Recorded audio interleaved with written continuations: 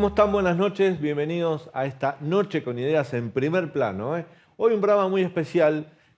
Nuestro invitado, para mí, que soy, digamos, del palo, del gremio, es un invitado muy especial. Yo lo admiro mucho, es periodista, editor de política del diario La Nación, docente, fue director de la licenciatura de periodismo de la UCA. Tengo muchos compañeros más jóvenes que yo que han sido alumnos de periodismo y lo referencian como el profesor. Y eso para mí dentro de nuestro medio laboral tiene un valor muy significativo. Así que le doy la bienvenida a mi amigo Jorge Liotti, que tiene la amabilidad de charlar con nosotros. ¿Cómo estás, Jorge? Muy bien, muchas gracias Daniel por la invitación y por las No, palabras. sabés que es así, siempre lo hemos hablado, y es cierto esto, muchos compañeros más jóvenes, que decirlo, que trabajan en La Nación o que han pasado por el diario, fueron alumnos tuyos y siempre hablan de esa calidad que tenías vos como docente. Y además una carrera, estuviste en el diario Perfil, estuviste en DIN, fuiste corresponsal de varios medios extranjeros, hoy te toca editar ni más ni menos que la sección política de uno de los diarios, si no el diario más importante de la Argentina. Y en el medio de esto, de toda esta presentación, acabas de publicar un libro que quiero decir que este libro, La Última Encrucijada, es junto, creo yo, junto con el de Carlos Pañi, ahí lo estamos viendo, de Jorge Liotti, de Editorial Planeta, La Última Encrucijada, junto con el libro El Nudo de Carlos Pañi, me parece los dos libros que mejor analizan en los últimos tiempos no solo la cuestión política, sino la crisis social y económica por la cual atraviesa nuestra democracia, Jorge. Sí, el libro trata de ser un diagnóstico de cómo llega la Argentina a estos 40 años y cómo llega la sociedad a este momento, a mi juicio, crucial de la historia reciente del país. Y yo creo que allí hay tres procesos en paralelo que se han venido acumulando. Uno es el que vos mencionás, el económico, que exhibe un nivel de deterioro muy significativo Sí. desde hace muchos años. Varios economistas e historiadores de la economía argentina que consulté para el libro un poco llegan a un consenso de que el camino se terminó de extraviar a mediados de los 70, cuando se termina la sustitución de importaciones, y a partir de ahí a la Argentina le cuesta mucho encontrar otra matriz productiva adaptada a la última etapa del siglo XX y lo que va del XXI. Y esto se agravó en los últimos 12 años, donde la Argentina no creció y tuvo prestaciones muy malas, ¿no? Entonces, parece que hay un primer andarivel económico, hay un segundo plano que es el que vos también mencionabas, el social, con una transformación muy profunda, especialmente después de la crisis del 2001-2002, una transformación de la fisonomía de la sociedad argentina, esa que quizás todos todavía tenemos como en el inconsciente colectivo, como reflejo de lo que fue la Argentina hace no tanto tiempo, y eso hoy ha mutado en una sociedad empobrecida estructuralmente. O sea, no es una pobreza producto de la inflación de este año, sino que se viene acumulando hace 20, 25 años, y eso ha generado una conformación distinta, que ya produce dinámicas distintas, que genera cultura diferente, que consume distinto, entonces el mercado también se ha adaptado a eso, y eso yo creo que ha sido probablemente la transformación más profunda de la Argentina. Y el tercer plano, quizás un poco más reciente, es el bloqueo político, la incapacidad de la dirigencia de poder articular algún tipo de respuestas para las demandas de la sociedad, para poder dialogar, consensuar, para de algún modo tratar de ofrecer mejores prestaciones. Yo creo que en este aspecto la política ha quedado muy sumergida en la famosa grieta, en una polarización ideológica que impide llegar a algún tipo de acuerdo porque está mal visto acordar, y eso agravó el cuadro. Entonces, me parece que todos estos procesos nos han desembocado en este presente, donde para mí se está jugando un momento muy crucial de la Argentina, en el proceso electoral que estamos en camino, en lo que pueda ser el próximo mandato presidencial, y un poco la idea esta de la última encrucijada tiene que ver con convicción de que la Argentina no tiene mucho más tiempo, que si no rectifica y trata de volver a esa senda que transitó hace algunos años, va a perder definitivamente el rumbo, ¿no? Vos en el libro señalás, me parece 2 o 3 puntos que lo quiero contextualizar. Primero señalás que como nunca antes la dirigencia política, la dirigencia empresaria, sindical, los referentes sociales, la sociedad en sí, está convencida de que llegamos a un punto límite. Exacto. También decís que, si bien la democracia, cuando digo la democracia son los 40 años de actividad política que tenemos, fracasó en cuanto a darle un rumbo social y económico próspero para la Argentina, pudo sostener un sistema político que sí funcionó. O sea, porque a diferencia de países de la región con indicadores sociales y económicos mucho mejores que nosotros, nuestro sistema político no ha colapsado, como ha pasado en otros países vecinos, ¿no? Pero ese sistema político, a pesar de ser robusto, tiene que convivir hoy en día con otro grave problema, que es la crisis de representatividad. No hay ningún dirigente político, no hay ningún espacio político que vos digas, bueno, mirá, acá hay un rumbo, un camino, y más de la mitad de la gente quiere acompañar. Digo, esos 3 aspectos están en tu libro. Bueno, es parte de lo que se profundiza en el libro y que naturalmente coincido con tu apreciación. Yo creo que el gran logro de estos 40 años de democracia ha sido haber subido un escalón institucional y no haber vuelto a bajar. No, claro. Que es no solamente haber evitado nuevos golpes militares, algo que por suerte hoy ya nadie tiene en la cabeza, sino haber de alguna manera conformado un sistema que tiene elecciones regularmente, que hay una alternancia en el poder, que el que pierde más que mal acepta el resultado. Uno ha visto situaciones en países que tenían sistemas mucho más robustos que la Argentina, propio Estados Unidos, donde el perdedor convoca a tomar el Capitolio para no reconocer el resultado. Esas cosas en la Argentina de alguna manera están resueltas. Y aún en los momentos más críticos, el 2001, el 89, encontró los recursos para que dentro del sistema pudiera sortear esos momentos tan cruciales, ¿no? Entonces, en ese aspecto ha dado un paso adelante, pero el gran problema, después de todas estas décadas, es que no ha logrado dar un paso de similar importancia en el plano económico, claro, con afectación social. Entonces, ese déficit para mí está desgastando muy fuertemente el otro logro. No porque haya riesgo de golpe de Estado, sino porque lo que empieza a hacer es erosionar el sentido de la representación. La democracia no cumple con otra parte de lo que el propio Alfonsín decía: con la democracia se cura, se come, se eduque. Entonces, eso no se está logrando. Entonces, aparece allí un interrogante de hasta qué punto el sistema puede, de alguna manera, sostenerse sin fisurarse, sin responder a esa demanda económica que básicamente tiene que ver con volver a generar un patrón de crecimiento sostenido a lo largo de los años y que sea inclusivo desde el punto de vista social. Eso la Argentina no lo ha logrado, lo logró efímeramente, momentos de crecimiento al principio del menemismo, al principio del kirchnerismo, pero no ha logrado ser un proyecto sustentable. De hecho, ambos modelos generaron muchas diferencias. Pero son modelos totalmente distintos. Parte del problema se explica ahí.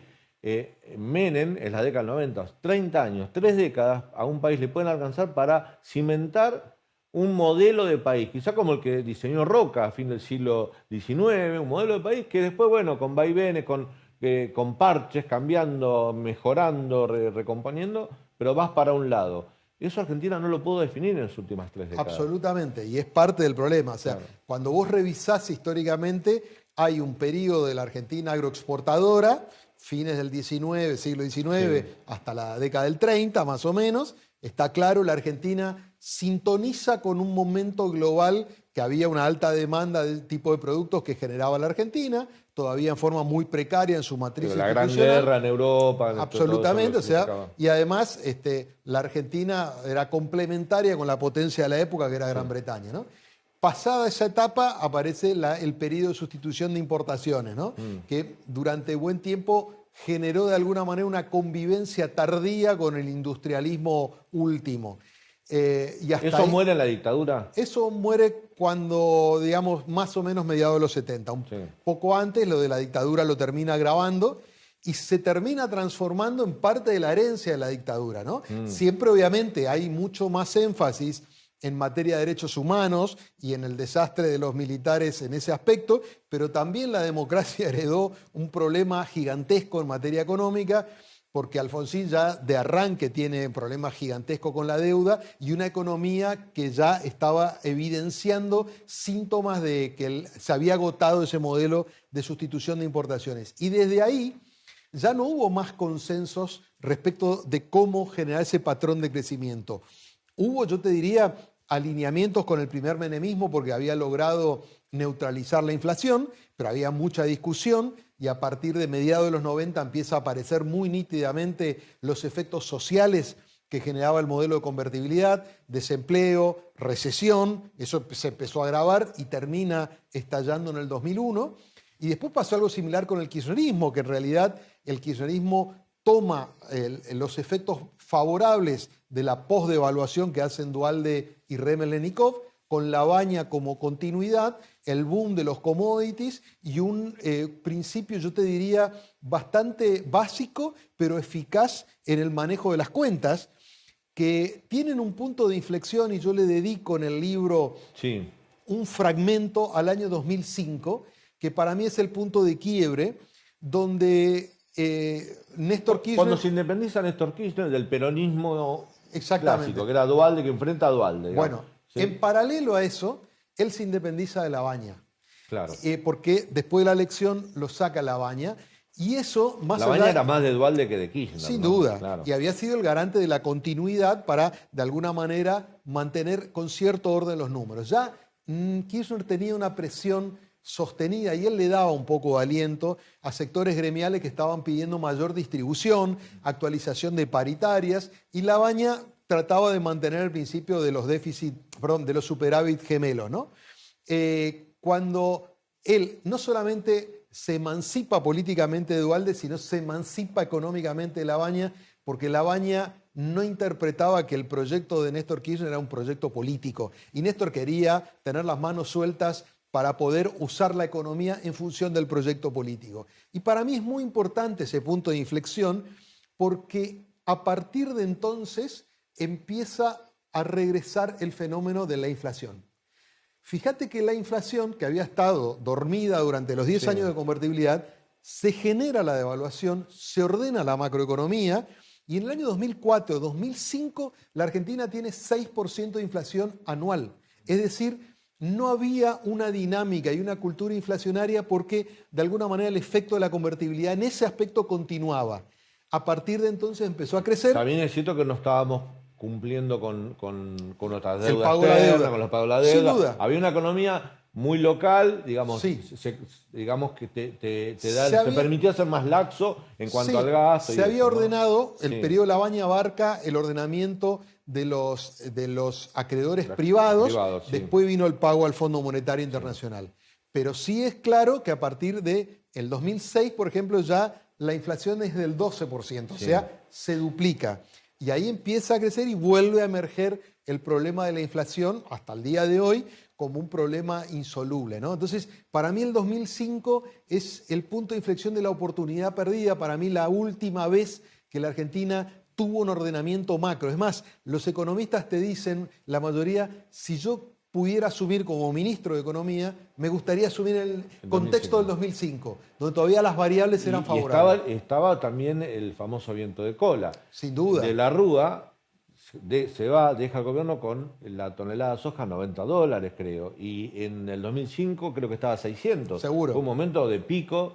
Y para lo que era el modelo agroexportador, lo que estábamos vendiendo a Argentina, entraban dólares genuinos permanentemente. Bueno, eso también es parte, para mí, de la oportunidad perdida por el kirchnerismo, que tiene que ver con no haber capitalizado ese crecimiento. La Argentina llegó a crecer al 9% anual del PBI entre un año y otro, no haber generado las condiciones para que allí sí apareciera una matriz productiva más heterogénea, que no dependiera tanto del sector agropecuario en términos de generación de divisas, generar un esquema de promoción o de impulso industrial y sintonizar con lo que estaba pasando en la economía global, ¿no? En el libro vos de alguna manera lo señalás también, que con la crisis, el enfrentamiento con el campo, en el 2008, el kirchnerismo, no lo decís, digamos, de manera tan clara, pero queda entendido que el kirchnerismo elige lo ideológico sobre lo pragmático también, ¿no? Como que Sí,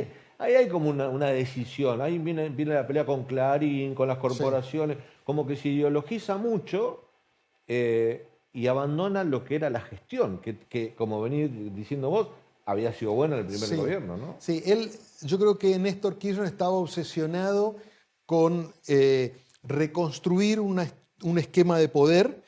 Los primeros 2 años para él fueron muy tortuosos porque él temía permanentemente el estallido o la escapada del dólar. Eran como los dos factores con los cuales él estaba obsesionado, contemplando que tenía un 22% de los votos, ¿no? Entonces, conforme él empieza a recuperar poder, gana la legislativa del 2005, después con Cristina gana la elección del 2007 para la presidencia, él empieza, fíjate, ya en el 2007, él empieza con la transversalidad, Sí. es decir, empieza a buscar su propio orden político que le dé sustentabilidad al kirchnerismo. Y finalmente lo termina consolidando a partir de la disputa con el campo y siguiendo un poco los lineamientos de Laclau y Chantal Mouffe, estas intelectuales, argentino uno, belga la otra, que plantean la idea de la construcción política agonal, de la confrontación como mecanismo de construcción de poder. Sí. Y bueno, a partir de la crisis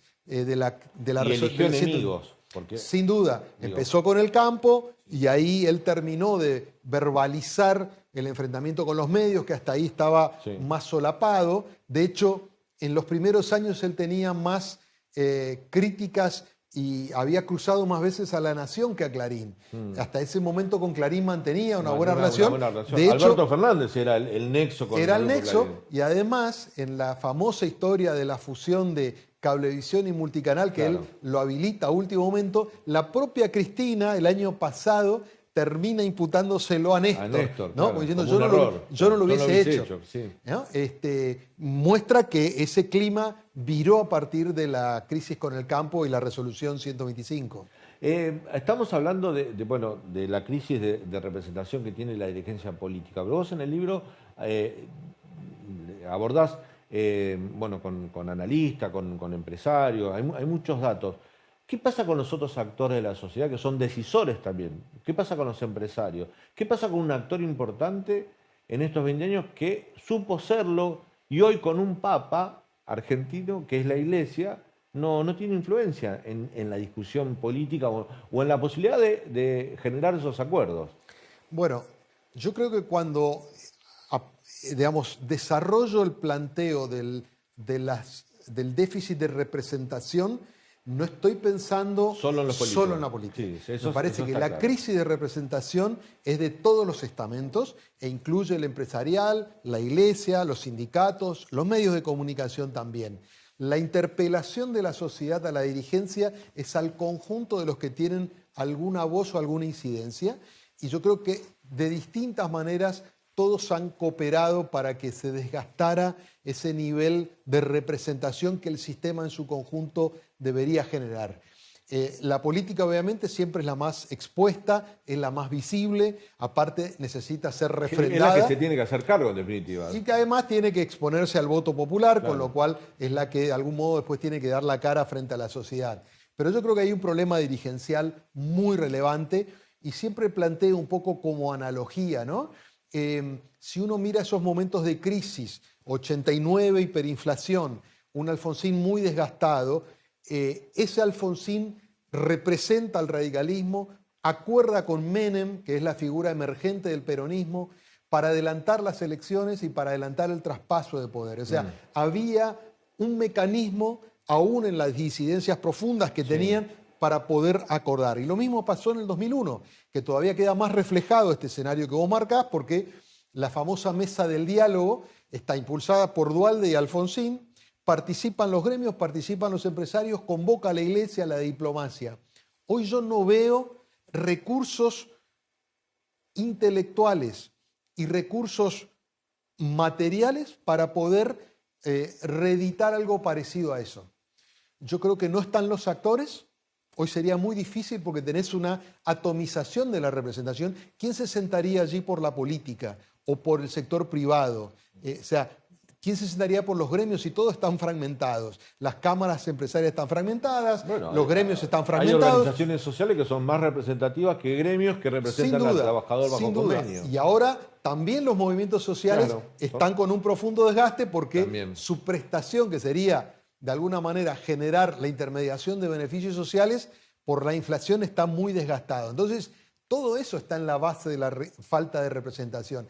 Ahí, yo creo en el libro menciono al pasar, pero parece un ejemplo muy ilustrativo, ¿no? Lo que ocurrió el día en el que vuelve la selección de fútbol ganadora del Mundial de Qatar, donde aparece una expresión popular, nada, digamos, nada de evento político, es un evento deportivo. Y nunca hubo tanta gente en la calle celebrando por la Luana. Ahora, fíjate cuáles fueron los mensajes implícitos en ese día. El sistema de representación quiso organizar la fiesta, quedó completamente marginado por la gente, que básicamente ignoró toda la organización, y también por los protagonistas, que no solamente, tomaron las decisiones correspondientes, sino que al mismo tiempo decidieron no darle valor al representante institucional, más allá de que hoy el presidente sea Alberto Fernández. Ignoraron el esquema de representación natural del sistema, que es el gobierno y el presidente. Dijeron que no se iban a reunir o no llegaron, bueno, el asunto, o sea, tanto los protagonistas como la sociedad marginaron al gobierno nacional, al de la ciudad, al de la provincia, salió como salió, por suerte no pasó nada mayores, pero eso es una sociedad que obra sin representación, sin pensar que sus representantes pueden ordenar ese sistema en un evento de estas características. Y eso pasa todo el tiempo. Sí. La sociedad cada vez más asume tareas desde la persona que se para con una escopeta para defender su comercio, como en los últimos días ante situaciones de vandalismo, de saqueo, hasta la gente que, no respeta las normas. O sea, empiezan a aparecer evidencias de que la sociedad empieza a autodefenderse, no solo en materia de seguridad, en determinadas cuestiones cercanas a conductas y actitudes cercanas a la anomia, ¿no? Hay un hecho muy significativo que se cumple un año ahora, que a mí me llamó mucho la atención. Vimos en televisión en vivo cómo un pibe, un loquito, por llamarlo así, le martilló un arma en la cara a la vicepresidenta de la Nación, líder del espacio político, si querés, más importante de lo que va del siglo XXI en la Argentina, que es el kirchnerismo. Lo vimos.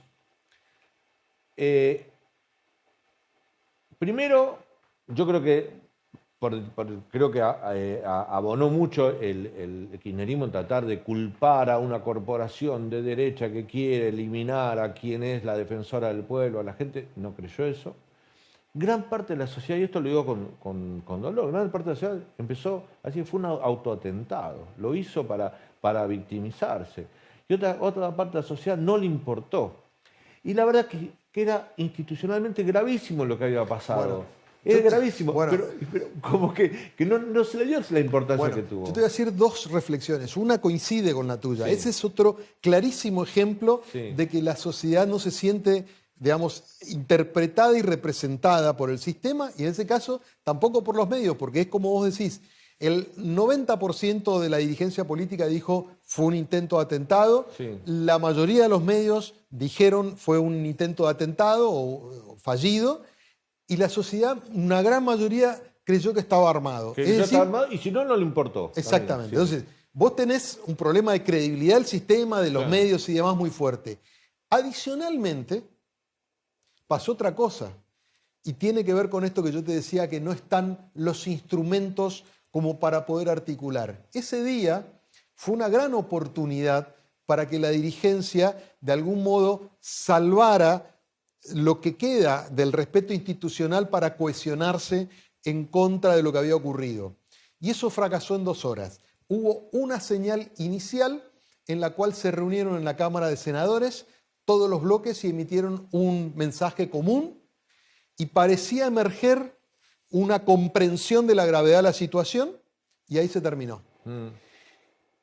Al rato salió solo el bloque oficialista y empezó a hablar ya en términos políticos. Sí. En diputados se quiso hacer lo mismo y no se llegó a hacer. Hay una conversación entre el presidente y la vicepresidenta. Al rato sale el presidente a la medianoche a dar un mensaje culpando al clima que se había generado desde los medios y de la oposición y convoca, hay feriado, convoca al acto al día siguiente. O sea, lo politizaron inmediatamente. No hubo posibilidades de generar nada distinto. Claro. Es más, y algo que cuento en el libro también, hubo un intento fallido se mandaron mensajes por abajo, Cristina con Macri, que era un poco el mensaje que algunos esperaban para decir, en esta situación crítica, algo dicen. No pudieron, no pudieron acordarlo. No hubo acuerdo, no terminaron de conectarse. Jorge, vamos a ir a un corte, pero antes, la última, para cerrar el capítulo de tu libro, La Última Encrucijada, después vamos a hablar un poquito de actualidad, ¿no? Vamos a hablar de la pospaso y todo eso. ¿Por qué es La Última Encrucijada? A mí el título del libro me parece como muy... no, coincido porque hay que leerlo para coincidir, pero es terminante, ¿no? ¿Por qué la última? Bueno, peor hubiese sido que pusiera un país que se cayó al abismo. Claro. O sea que hay chances todavía. Yo creo que hay chances. Y la idea de por qué es la última encrucijada es porque, desde mi punto de vista, no hay mucho más tiempo antes de que la Argentina defina si el momento en el que estamos es un punto de inflexión para volver a esa senda que yo mencionaba antes, donde hace no tanto tiempo la Argentina podía generar una expectativa de progreso, de desarrollo, con una sociedad más homogénea, con un sistema educativo que le generaba orgullo, o si vamos a estar en un punto de no retorno y la declinación va a continuar. Para mí, si eso no ocurre en la definición electoral y el próximo mandato, sea quien sea el que gane, yo creo que la Argentina se va a alejar de su propio camino y se va a alejar de las dinámicas globales que hoy están transitando otra senda mucho más rápida y vertiginosa y de la cual la Argentina está totalmente desacoplada. Podemos terminar siendo un país periférico absolutamente de lo que pasa en el mundo, ¿no? Sin duda, que ya estas referencias que nosotros tenemos de esa sociedad que vimos en algún momento, incluso dentro de este periodo democrático, probablemente ya sean un recuerdo muy lejano hoy. Ya la mayoría de la gente no tiene esa mirada y por eso también hay tanta desilusión, porque hay un sector importante de la sociedad que no llegó ni siquiera a percibir aquel momento donde la Argentina podía verbalizar una idea de futuro. Y entonces yo creo que no hay muchas más chances. No es por ponerle dramatismo. Yo creo que en el 2015 todavía había oportunidades. Macri representó eso. En el 2019 el peronismo con Alberto Fernández, Cristina, Massa, representó una oportunidad. Yo creo que se perdió, ya van 3 mandatos de administraciones que básicamente lo que hacen es gestionar la declinación. No es posible otro mandato igual, excepto que ya estemos resignados. Gestionar la declinación. Es tan triste como cierto. Vamos a un corte y así te puedes hidratar, ¿no? Bueno, dale, con gusto. Ya volvemos, es muy breve.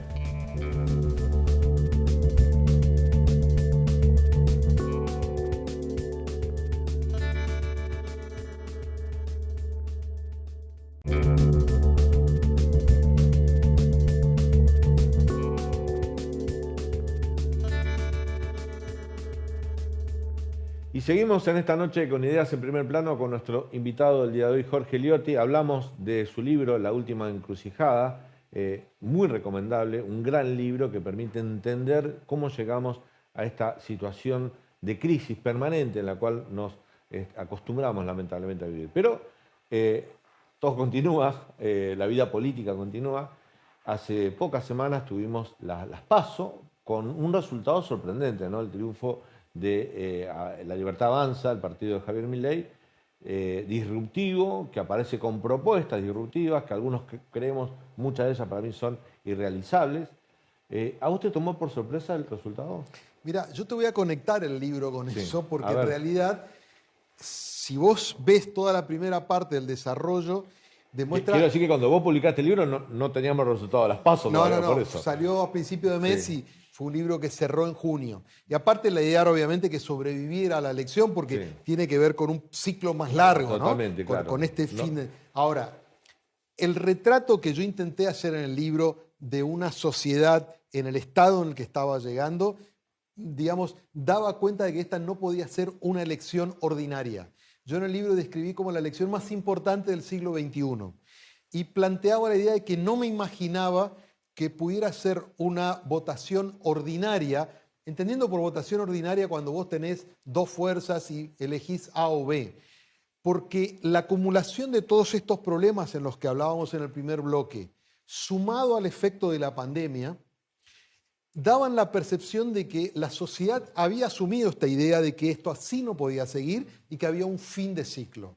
Entonces, a partir de ese lugar, de hecho en varias conversaciones o charlas, yo venía diciendo, antes de mirar la oferta electoral y los candidatos y las fuerzas políticas, miremos a la sociedad porque está en un estado muy excepcional.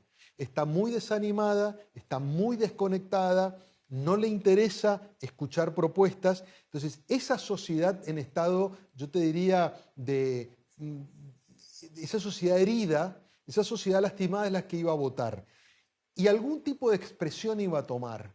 Y yo creo que Milei es el emergente más nítido, pero no es el único. Para mí, todo eso se expresó en parte en Milei, en parte en el alto nivel de abstención También. y en parte en el alto nivel de voto en blanco y nulo, que fue muy superior al 4% y superior a otras elecciones. Todo eso conforma lo que la sociedad dentro de sus posibilidades expresa en una elección. Digamos, su catarsis fue esa. Yo creo que si no hubiese aparecido Milei, algún Milei hubiese habido.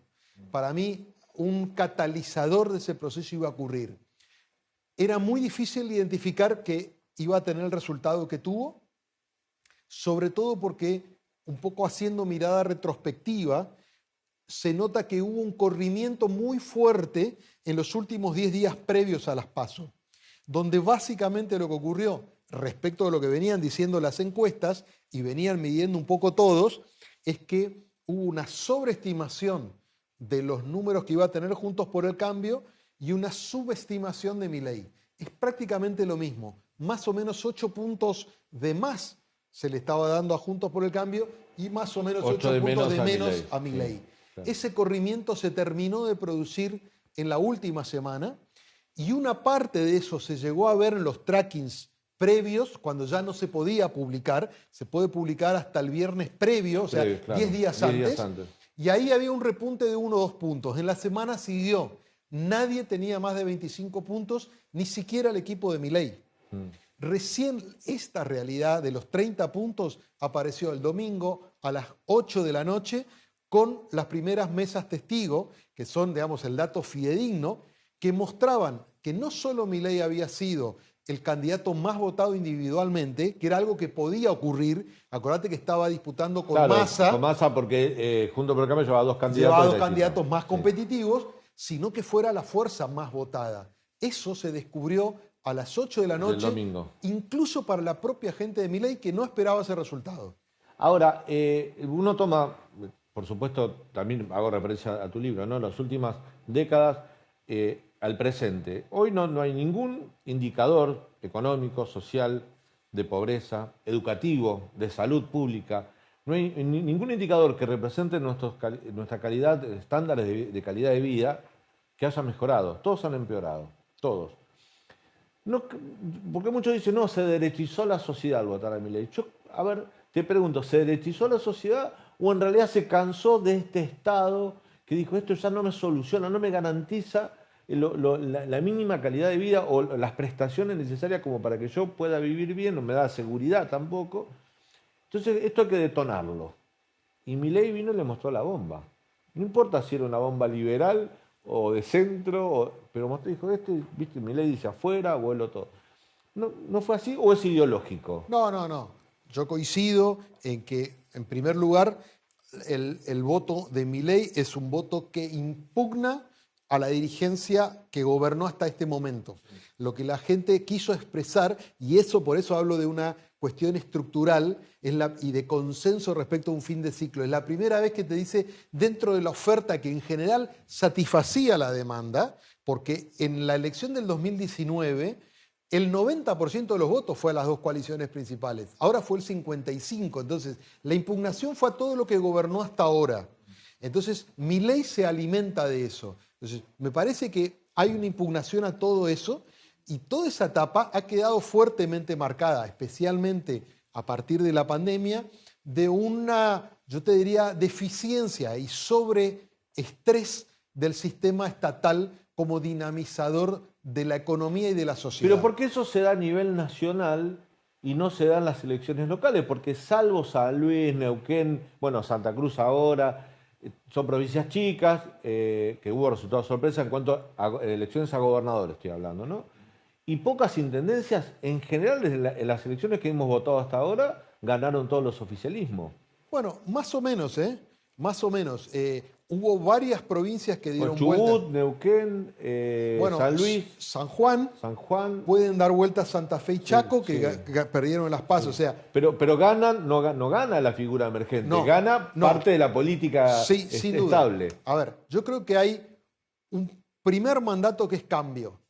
Sobre todo a nivel nacional, a nivel provincial a veces es más difícil porque ahí sí pesa más el aparato y lo que se pone en juego no son las grandes cuestiones nacionales, sino de alguna manera las prestaciones que puede un gobernador realizar. De las 6 últimas elecciones nacionales, tanto presidenciales como de medio término, Sí. en 5 ganó la oposición. O sea Sí. que la gente vota y cambia, vota y cambia. Solo en el 17, que estaba Cambiemos en el gobierno, ganó. Y eso se aceleró en los últimos 4 años, de modo tal de que en el 2019 todo el mapa quedó pintado de celeste, porque ganó el Frente de Todos, en el 21 de amarillo, porque ganó Cambiemos, y ahora en el 23 de violeta, porque ganó Milei. Claro. O sea, se aceleró el proceso, que es una búsqueda de una sociedad que de algún modo hace rato viene gritando que quiere algún tipo de respuestas. Ahora, dicho esto, después la sociedad reparte las cuotas de poder. No es tan uniforme. Si el gobernador de la provincia generó, digamos, una administración más o menos ordenada y puede mostrar algún tipo de obras y que alguna empatía con la sociedad, la gente lo vota. Ahora, después viene la nacional y no conecta que ese gobernador está en un partido que tiene un candidato. Viene la nueva oferta y cambia. O sea, las 16 provincias que ganó Milei votaron otra cosa. Claro. Previa. En 15, esto es un dato muy interesante, en 15 de las 16 ya habían votado elecciones provinciales. Y obviamente había ganado otra fuerza política. En la mayoría de ellos Milei ni siquiera había tenido candidatos. Entonces, la sociedad está cuotificando el poder porque está desencantada, va cambiando permanentemente y dice, bueno, a nivel provincial me cierra este candidato porque, digamos, ya sea el que gobierna o lo cambio. Y tiene menos prurito en cambiar, ¿no? Y después a nivel nacional votó otra cosa distinta. El otro día, este fin de semana, hubo elección municipal en Córdoba, volvió a ganar el radicalismo. Río Tercero, ¿no? Río Tercero. Sí. Y había ganado Milei. Sí. Y entonces, ¿eso qué quiere decir? ¿Que después va a perder Milei? No, está votando a nivel local al radicalismo porque el candidato le parece propicio y después va a volver a votar a Milei. Yo creo también, y es justo decirlo, Sí. que me da la impresión de que tanto el peronismo, sobre todo, pero también Juntos por el Cambio, subestimaron la elección. Parece que no vieron venir a Milei. A mí no me cierra que gratuitamente el peronismo pierda en provincias como Tucumán, La Rioja o Salta. Salta para mí es un caso notable porque ni siquiera había ido, Milei no la había pisado. Sí. Me parece que ahí hay una tarea, digamos, de disgregación que Massa tiene que tratar de recomponer, Pero, y Juntos digo, por el Cambio también, porque el radicalismo históricamente, con aparato, con estructura, con militancia, centenaria, si se quiere, en todas esas provincias, nunca le pudo ganar esas provincias al peronismo, y Milei sin visitarle, y uno supone sin fiscales, ganó las PASO. Eso también es muy notable. es muy ¿no? notable. Yo creo que ahí tiene que ver con que el aparato peronista no trabajó, evidentemente. como podía haber hecho. Es cierto que fiscalizó para Milei pensando que el objetivo era tratar Descontarle a de Juntos por el recortarle Cambio. a Juntos por el Cambio. Habrá que ver cómo se comporta ahora. Y también es cierto que Milei ha sido extremadamente eficaz en perforar esa barrera de indiferencia que un sector importante de la sociedad venía expresando en las encuestas previas. En la mayoría de las encuestas nacionales aparecía un 30 o un 40% que algunos llamaban el votante plataforma, porque era el que estaba en Netflix o en Apple TV, no quería saber nada de temas de actualidad, de noticias, de política, nada. Bueno, Milei logró penetrar esa barrera a partir de una estrategia comunicacional que es mezcla de televisión con redes, ¿no? Lo que él hace es hacer un poco ese stand-up que suele hacer en televisión, con ese personaje tan histriónico que él presenta, con un intercambio muchas veces con los periodistas o con otros interlocutores bastante picante. Después hay sectores, digamos, grupos, cuentas que ni siquiera son las oficiales, porque las más populares son cuentas que adhirieron después, que hacen cortes y editan, le superponen subtitulados, le ponen GIFs, le ponen otros condimentos, lo envasan en algo corto y efectista, y eso empezó a permear especialmente a partir del driver especial que fueron los jóvenes, que fueron los que empujaron, pero que los jóvenes también generaron efecto rebote en sus ámbitos con sus padres, abuelos, tíos, que estaban desinteresados y empezaron a consumir ese tipo de contenidos. Entonces, también Milei tiró un poco los manuales clásicos de estrategia electoral, donde la territorialidad es fundamental, porque ante la indiferencia de la sociedad que le cerraba la puerta a los punteros clásicos, él logró atravesar a partir de los celulares y de una estrategia a través sobre todo de TikTok como plataforma, en menor medida Facebook y Twitter, pero sobre todo TikTok, empezar a viralizar esos contenidos, y los jóvenes han sido muy promotores de eso. Ahora, Jorge, quiero, antes de hacer esta pregunta, quiero decir que no tiene el ánimo de subestimar ni desvalorizar el voto. Yo creo que la gente, por supuesto, tiene que votar lo que quiera. Dicho esto, porque me vale la pena aclararlo, porque no quiero generar una especie de prejuicio, ¿no?, sobre el votante. Desde el peronismo y desde la política clásica, dice: Milei no tiene estructura, no va a tener congreso, no va a tener gobernador, no tiene intendente, le va a costar mucho gobernar. Eso es cierto, le va a costar muchísimo gobernar sin estructura. También es cierto que, digo, si esas serían las condiciones, no se tendría que presentar. Y evidentemente, pues tiene todo el derecho a ganar una elección y intentar gobernar sin estructura. Pero en una Argentina tan volátil, como venís describiendo vos, con el voto tan volátil, tan cambiante, con tan poca paciencia, porque la verdad eso, los cambios tan frecuentes de voto es que la gente no le da mucho tiempo a los cambios, quiere resultados ya. ¿No puede resultar un salto al vacío un gobierno libertario? Yo no tengo dudas de que no sabemos lo que representa porque nunca lo vimos. Sí me quedan claro que la sociedad está dispuesta. Pero conoces el funcionamiento de la política argentina. Sí, ahora yo digo por eso. Primero, creo que hay un sector de la sociedad que hasta ahora ha sido, digamos, mayoritario en las cuentas. Después, obviamente, hubo 11 millones de personas que no votaron. Sí. O sea, si vos tomás todo el padrón, Milei sacó 1 de cada 5 votos. O sea que es un índice bajo, pero dentro del esquema terminó sacando el 30% de los que son los votos que se contaron el otro día, ¿no? Entonces, de ese sector está claro que hay una porción de la sociedad que está dispuesta, está tan enojada, tan decidida a tratar de apartar todo lo que gobernó hasta ahora, que está dispuesta a correr el riesgo de aventurarse en algo desconocido. Sí. Entonces, si la sociedad de alguna manera responde con la emocionalidad de decir: no me importa lo que quieran hacer ahora porque ya perdieron su oportunidad, voy por lo nuevo, aunque eso sea una invitación a lo desconocido, bueno, probablemente empecemos a ver qué ocurre con eso. Entonces, a partir de ahí, la realidad es que tanto la sociedad como el propio Milei, yo creo que recién el 13 de agosto empezó a pensar en términos reales que puede ser presidente. Porque ni el propio Milei sospechaba, más allá de su retórica, de que él quería hacer. Sí. Una cosa es cuando vos aspirás a algo, y distinto es cuando vos te das cuenta que eso se puede concretar. Y con la sociedad pasó lo mismo. Entonces, yo creo que hay que ver el comportamiento ahora de ambos actores. Primero, la sociedad, ¿le teme a lo desconocido o hay más gente que está dispuesta a pagar el costo de lo incierto con tal de darle un gesto de reprobación a lo que pasó hasta ahora? Si no hay temor, Milei va a ganar. Si prevalece el temor, Milei va a encontrar un techo. Entonces, eso es lo que tenemos que ver. ¿Y esa respuesta la van a dar los que no votaron y van a votar ahora? Todos.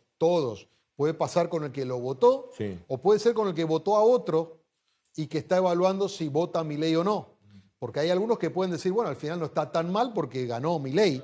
Y hay otros que dicen, bueno, guarda que puede ganar y eso me genera miedo y va a un voto más seguro, digamos, de alguna manera. Entonces, lo primero que hay que mirar es cómo se comporta la sociedad.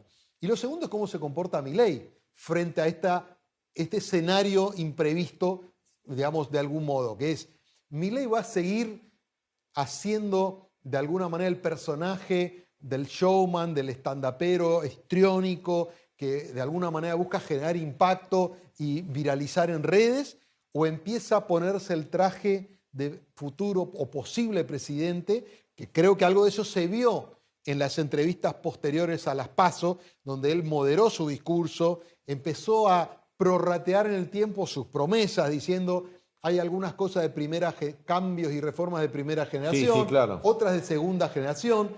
Se empezó a ver que empezó a absorber El gente. teorema de Baglini, Exactamente, ¿no? está recorriendo el teorema de Baglini. Baglini. Empezó a aparecer gente que lo empieza a apuntalar desde lo económico, todavía falta de lo político. Bueno, por ahí también él empieza a ordenar el personaje de futuro posible presidente y eso le da andadura. Si él va a gobernar en el estilo showman de la tele, probablemente esto, digamos, le depare un futuro muy negro. Si por el contrario empieza a articular una propuesta de gobierno realista, factible y que no decepcione al que lo votó, porque atención también con eso, ¿no?